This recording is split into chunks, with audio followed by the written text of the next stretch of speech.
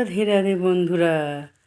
একবার আমি হরিনামে শুনেছিলাম, একজন গেয়েছিল, শুনে আমার মন ছুঁয়ে গেছিল। বৃন্দাবনে একটা বাচ্চা ফুলের মালা বিক্রি করত শ্রীকৃষ্ণ আর রাধিকার জন্যে।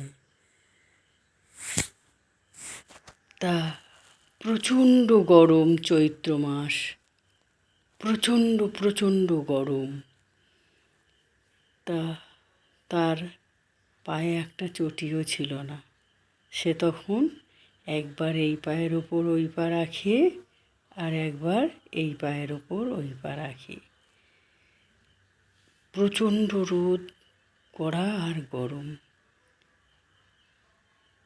কিন্তু সে আসার সময় বলে এসেছিল, এ ভগবান, আজকে যেন আমার অনেক ফুলের মালা বিক্রি হয়, আমি মায়ের হাতেও দিতে পারি, আর দুটো যেন চটি কিনতে পারি।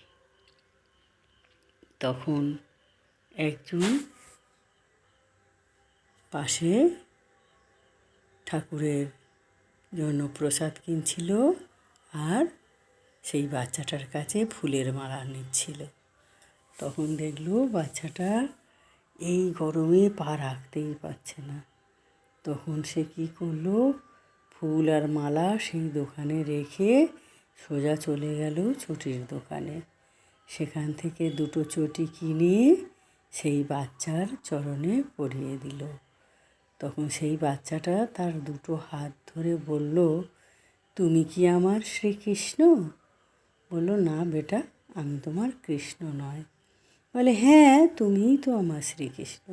দেখুন কত রকমভাবে ভগবান আমাদেরকে সাহায্য করার জন্য পাঠায়, কিন্তু আমরা বুঝতে পারি না। তো রাধে রাধে বন্ধু।